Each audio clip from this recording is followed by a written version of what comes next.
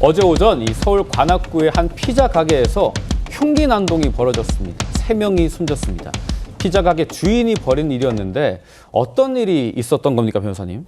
일단 오전 10시 57분경이었습니다. 그런데 이제 이 피자 가게 업주인 40대 남성이 흉기를 휘두른 것인데 사망자가 3명 발생한 상황이고요. 이 3명의 경우에는 본사 임원 1명 그리고 인테리어 업자 2명인데 예. 인테리어 업자 이 2명은 부녀지간인 것으로 지금 부녀지간. 알려지고 있는 상황입니다. 이 업주의 경우에는 2023년 10월부터 가맹 계약을 맺고 이 가게를 이어온 것으로 알려지고 있는 상황이고요. 예.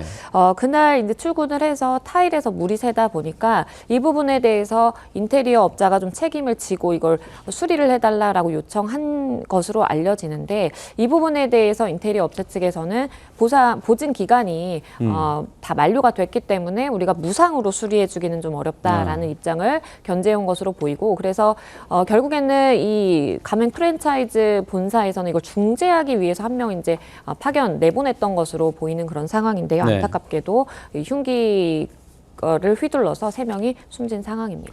지금 뭐 피의자 가족 쪽에서는 이 본사가 갑질을 했다라고 하고 있는데 인테리어 하자 보수 비용을 놓고 이 두 쪽이 상당히 갈등을 빚었다라는 겁니다. 피의자가 극심한 스트레스를 받았다라고 해요. 본사와 가맹점 간의 갈등, 이게 이번 사건을 촉발한 원인입니까?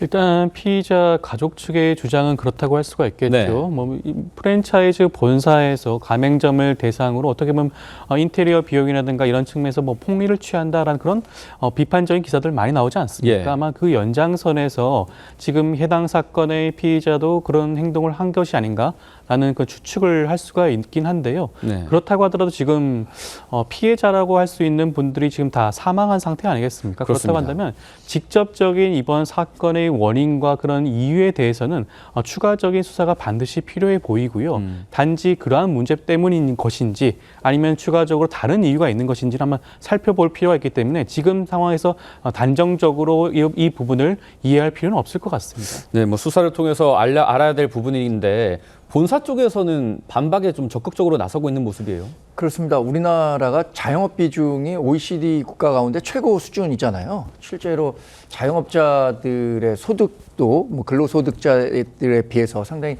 낮기 때문에 예. 여러 어려움이 있습니다. 근데 자영업 가운데도 특히 이 프랜차이즈라고 하는 가맹 사업을 하시는 분들이 많아요. 네. 예전에 제가 공정거래위원회 출입하다 보면 가맹 사업과 관련해서 본사 측이 이 가맹 사업주들에 대해서 상당히 갑질을 많이 한다.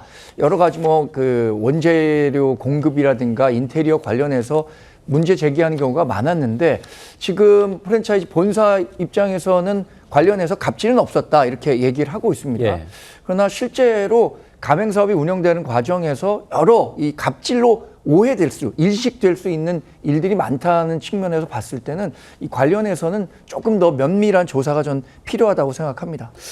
네, 이 피의자 주변인들의 진술은 오죽하면 이랬겠느냐. 피의자가 가게 사정이 좋지 않아서 고민이 많았다. 이런 얘기를 합니다. 피의자 측근들의 진술입니다.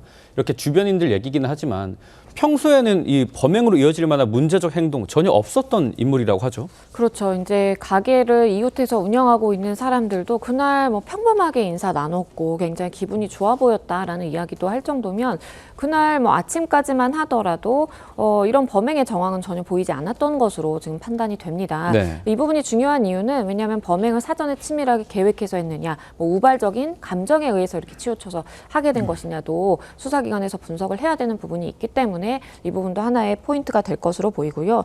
일단 가게 사정이 굉장히 안 좋았던 것으로 보입니다. 그래서 며칠 전에 가게를 내놓기도 했는데 권리금 이야기도 구체적으로 오갔지만 지금은 또 매물을 걷어들인 상황으로 보여요. 그래서 네. 여러 가지 사업적으로 좀 어려움도 겹쳤던 상황에서 인테리어 업자와의 이제 갈등 관계도 있으면서 그것이 뭔가 감정적인 요인의 촉발 요인이 되지 않았나라는 생각도 듭니다.